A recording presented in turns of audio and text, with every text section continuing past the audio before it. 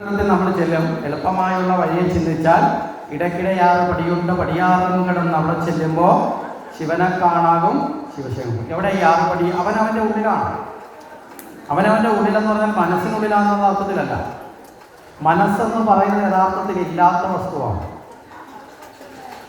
മനസ്സിലായില്ലേ എന്ന് ചോദിക്കുന്ന ഞാനും അടക്കം മനസ്സിലായില്ലെന്ന് ചോദിക്കുന്നത്. പക്ഷേ മനസ്സ് ആത്യന്തികമായി നമ്മൾ പഠിച്ചാൽ അതൊരില്ലാത്ത വസ്തുവാണ്.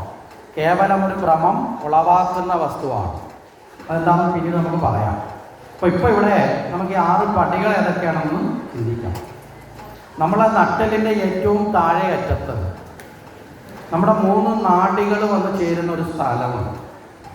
3 നാഡികൾ എന്ന് പറഞ്ഞാൽ നമ്മളെ ഇടത് മൂക്കിലൂടെ ആരംഭിക്കുന്ന ഇട എന്ന നാഡിയും വലതു മൂക്കിലൂടെ ആരംഭിക്കുന്ന പിങ്കള എന്ന നാഡിയും. ഇടത് മൂക്കിലൂടെ ആരംഭിക്കുന്ന നാഡിക്ക് ചന്ദ്രനാഡി എന്നൊരു പേരുണ്ട്. അതിനകത്തൂടെയുള്ള വായുവിന് തണുപ്പായിരിക്കും. നിങ്ങൾ എത്ര കൃത്യമായിട്ടൊന്ന് ശ്രദ്ധിച്ച് നോക്കിയാൽ അറിയാൻ സാധിക്കും. മനസ്സിലായില്ലേ? ഇടത് മൂക്കിലൂടെയുള്ള ശ്വസനഗതിക്ക് ഒരു തണുപ്പ് അവസ്ഥയുണ്ടാവും. വലത് നാക്കിലൂടെയുള്ളത് മൂക്കിലൂടെ വരുന്നത് എന്തായിരിക്കും? ഒരു ചൂടുള്ളതായിരിക്കും. സൂര്യനാഡിയാണ്. ഇത് രണ്ടുമാണ് ശരീരത്തിൻ്റെ താപനില ക്രമീകരിക്കുന്നതിൽ. ചൂടും തണുപ്പിനെയും ക്രമീകരിക്കുന്ന ശരീരത്തിന് നമ്മളെ താപനില ക്രമീകരിക്കപ്പെട്ടിരിക്കണം. താപനില താഴേക്ക് പോയാൽ ശരീരം മരവിച്ചു തുടങ്ങും. മനസ്സിലായില്ലേ? താപനില കൂടിക്കഴിഞ്ഞാൽ നമുക്ക് ആ സമയത്തല്ലേ നമ്മൾ പറഞ്ഞില്ലേ പനി വന്നു, ഭയങ്കര ചൂടായിരുന്നു എന്നൊക്കെ പറഞ്ഞില്ലേ? എന്താ താപനില കൂടിക്കഴിഞ്ഞാൽ നമുക്ക് ഒരു കർമ്മത്തിൽ ഏർപ്പെടാൻ പറ്റാത്ത അവസ്ഥ വരും. ഇതിനെ ക്രമീകരിക്കുമ്പോഴാണ് ആരോഗ്യം നിലനിൽക്കുന്നത്. ഈ ഇടപിങ്കല നാഡി നട്ടലിൻ്റെ നടുക്കൂടെ ഒരു നാഡിയുണ്ട്, സുഷുമ്ന എന്ന് പറയും. നട്ടലിൻ്റെ താഴെ അറ്റത്ത് തുടങ്ങി നട്ടലിൻ്റെ മേളറ്റത്ത് വന്ന് മെഡുല ഒബ്ലാങ്കേറ്റയിലേക്ക് ബന്ധപ്പെട്ട് നിൽക്കുന്ന ഒരു നാഡിയുണ്ട്, സുഷുമ്ന നാഡി എന്ന് പറയുന്ന നാഡിയുണ്ട്. ഈ 3 നാഡികളെയാണ് ത്രിനാഡികൾ എന്ന് പറയുന്നത്. ഈ നാഡികളാണ് സെൻട്രൽ നാഡി വ്യൂഹം എന്ന് പറയപ്പെടുന്നത്. ഈ സെൻട്രൽ നാഡി വ്യൂഹമാണ് ഒരു മനുഷ്യ ശരീരത്തിൻ്റെ സർവ്വ ആരോഗ്യത്തിൻ്റെയും കേന്ദ്രം. ഈ നാഡികൾ പരസ്പരം ക്രോസ് ചെയ്യുന്ന ജംഗ്ഷനുകളുണ്ട്. നമ്മൾ റോഡ് ക്രോസ് ചെയ്തില്ലേ?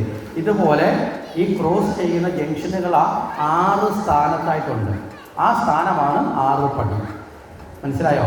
നട്ടലിൻ്റെ ഏറ്റവും താഴെ അറ്റത്ത് മൂലാധാരം, അതിന് തൊട്ടു മുകളിൽ സ്വാധിഷ്ഠാനം. മനസ്സിലായോ?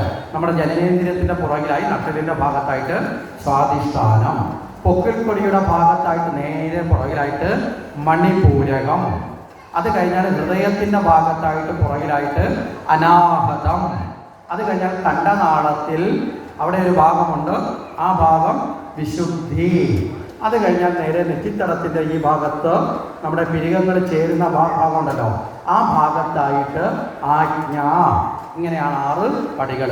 മൂലാധാരം, സ്വാധിഷ്ഠാനം, മണിപൂരകം, അനാഹതം, വിശുദ്ധി, ആജ്ഞ.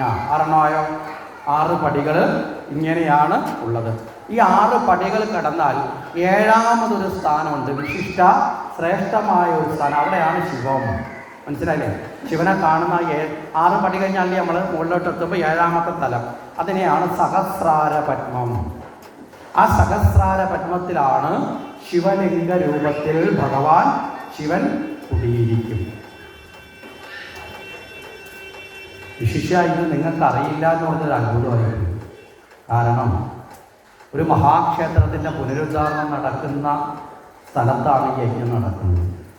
ക്ഷേത്രം എന്താണെന്ന് അറിയണമെങ്കിൽ ബേസ് അറിയേണ്ട സാധനമാണ്. മനസ്സിലല്ലേ? ക്ഷേത്രം കേവലം ഭഗവാനെ തൊഴുതു പോകാനുള്ള ഒരു കെട്ടിടമല്ല, നമ്മുടെ ശരീരത്തിൻ്റെ തന്നെ പ്രതീകമാണ്. നമ്മളെ കാണാനും തിരിച്ചറിയാനുമാണ് ക്ഷേത്രം. മനസ്സിലായില്ലേ?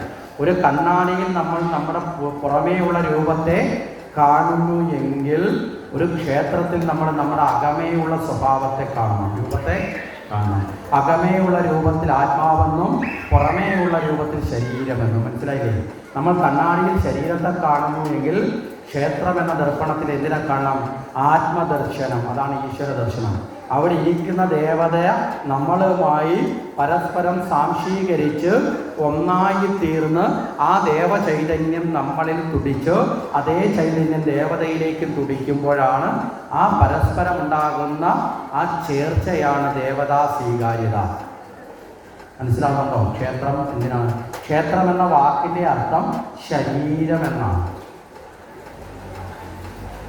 ക്ഷേത്രം എന്ന വാക്കിൻ്റെ അർത്ഥം ശരീരമെന്നാണ്. ഒരു മനുഷ്യ ശരീരത്തിലെ 6 പടികളെ പോലെയാണ് ക്ഷേത്രത്തിൻ്റെ ശ്രീകോവിൽ നിർമ്മിക്കുന്നത്. അതുകൊണ്ടാണ് ഞാനിത് അറിയില്ല എന്ന് പറഞ്ഞപ്പോൾ ഇതൊരു അത്ഭുതമാണ് ഞാൻ പറയാൻ കാരണം. മനസ്സിലായില്ലേ? ക്ഷേത്രത്തിൻ്റെ ശ്രീകോവിൽ നിർമ്മിക്കുമ്പോൾ ഷഡാധാര പ്രതിഷ്ഠ നടത്തിയിരുന്നു. ഇവിടെ ക്ഷേത്രത്തിന് മുമ്പ് തറയൊക്കെ കുഴിച്ച് താഴെ നിന്ന് ഓരോന്ന് അടുക്കി വന്നിരുന്നോ? വന്നിരുന്നോ? പങ്കെടുത്തിരുന്നോ? 6 പടികളുണ്ടാക്കലാണ്. മനസ്സിലായില്ലേ? ഷഡാധാര പ്രതിഷ്ഠ. നമ്മുടെ ശരീരത്തെ മൂലാധാരം പോലെ ക്ഷേത്രത്തിൻ്റെ പ്രതിഷ്ഠ നടത്തുമ്പോൾ മഹാക്ഷേത്രങ്ങൾ പണിയുമ്പോൾ പ്രത്യേകിച്ചും ഇവിടെ അങ്ങനെ ആ രൂപത്തിലുള്ള ക്ഷേത്രമാണ്. കാരണം സ്വാഭാവികമായിട്ട് തന്നെ അവിടെ മുമ്പ് തന്നെ ചുറ്റും ബലിവട്ടമുണ്ട്, കൊടിമരമുണ്ട്. മനസ്സിലായില്ലേ? ഷഡാധാരമുള്ള സ്ഥലത്ത് ഇതിനൊക്കെ സ്ഥാനമുണ്ട്. കൊടിമരവും ബലിവട്ടവും ഒക്കെ വരണമെങ്കിൽ എന്ത് വേണം? ഷഡാധാര